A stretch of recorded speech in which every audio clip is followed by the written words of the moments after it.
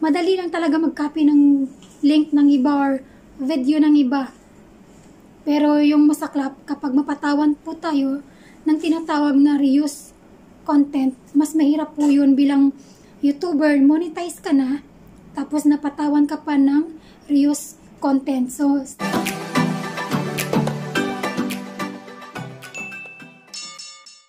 hi! Magandang araw Pilipinas! Magandang araw gitnang silangan! So, sa video na ito ay pag-usapan natin yung sinasabi nating reuse content.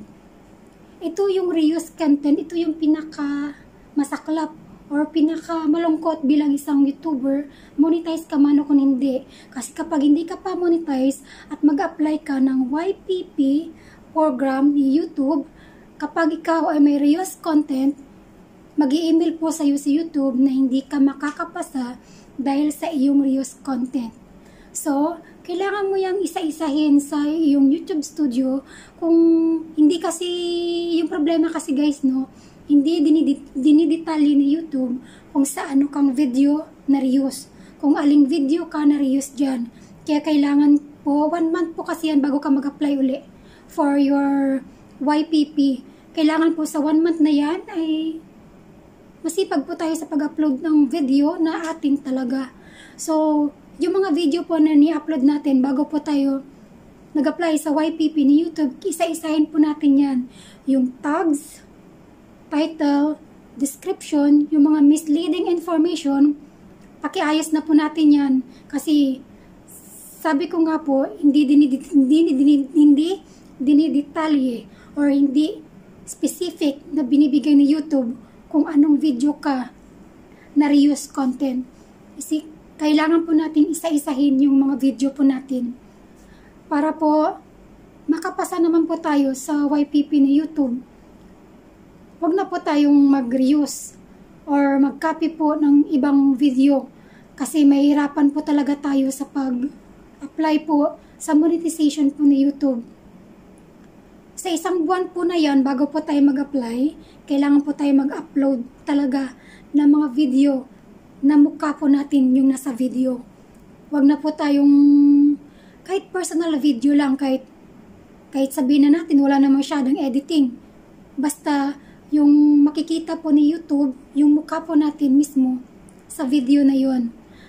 Kasi mahirap po mag-apply sa, wag lang po tayo mag-base doon sa 4,000 watch hour at saka 1,000 subscriber.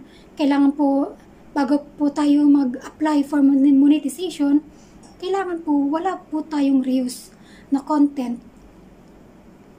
Kasi sa lahat, tayo din naman po kasi yung nakakaalam kung ano po yung ina-upload natin sa ating mga YouTube channel.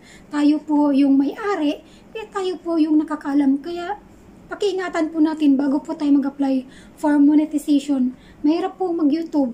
Mahirap pong abutin yung monetization. Mahirap po talaga. Tapos andun ka na sa monetization, mag-apply ka na, papatawan ka pa ni YouTube ng reuse content, mag-wait ka na uli ng 1 month para mag-apply uli. So, sayang ang pagod, sayang ang hirap, sayang yung ating puyat sa pag-YouTube kung ganun din lang ang mangyayari. Tapos minsan din, kahit monetize na yung channel mo, kapag nag-upload ka din ng video na reuse content, mag-i-email din yan sa'yo si YouTube kahit monetize na yung channel mo. Minsan, kapag monetize ng channel mo at napatawan ka pa ng reuse content, matik demonetize yung channel mo. Ibig sabihin, pag demonetize na, wala nang ads, wala ka ng advertisement sa YouTube mo. Niremove na yan ni YouTube. Ngayong 2021, pahigpit na po sa YouTube. Monetize ka man o hindi, masyado na po siyang mahigpit.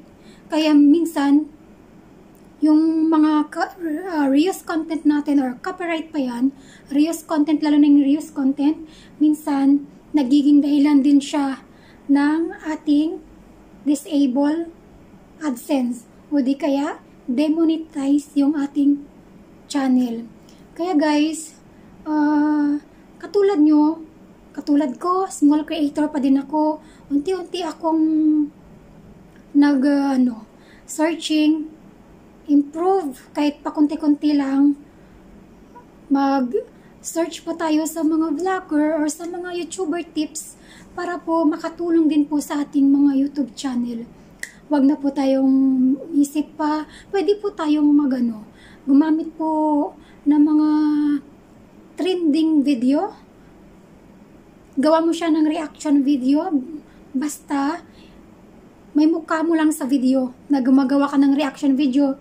Tapos lagyan mo siya ng komento, mga advice. Pero kailangan kita po yung mukha natin sa loob mismo ng video sa ating editing. Hindi pwede lahat i-upload mo lang sa YouTube channel mo. Parang nakopy ka lang ng video ng iba. So, mapahamak po yung channel natin.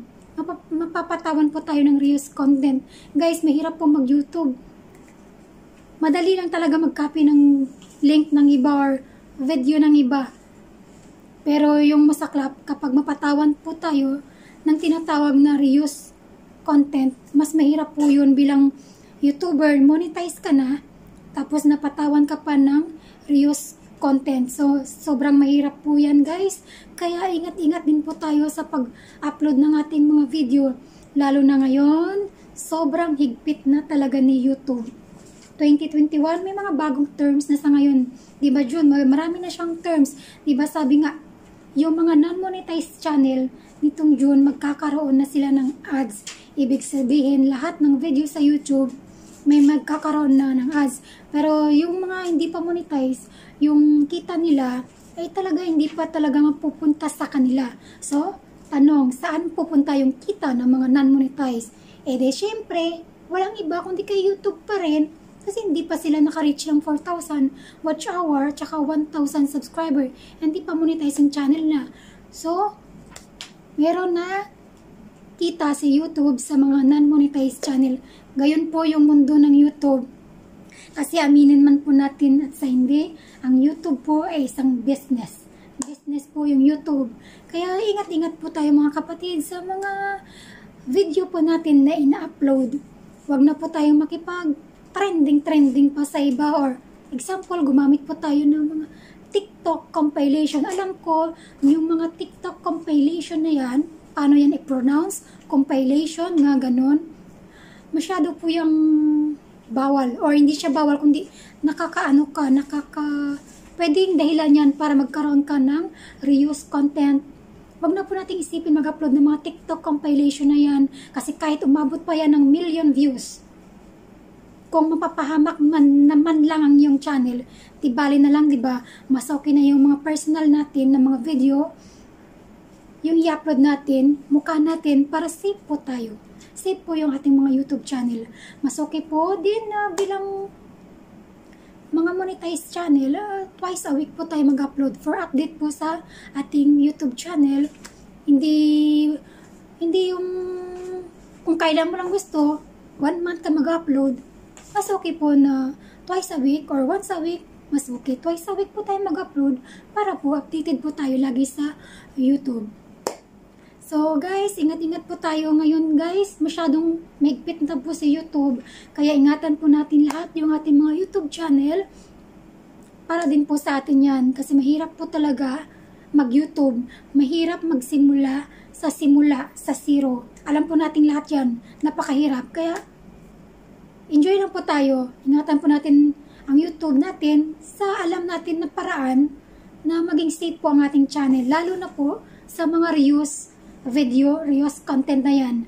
So, salamat po guys sa panonood po ng aking video po. Huwag niyo pong kalimutan mag-like, subscribe sa aking channel. Malaking tulong din po yan sa aking bilang small creator din po. Hanggang sa muli. Bye-bye!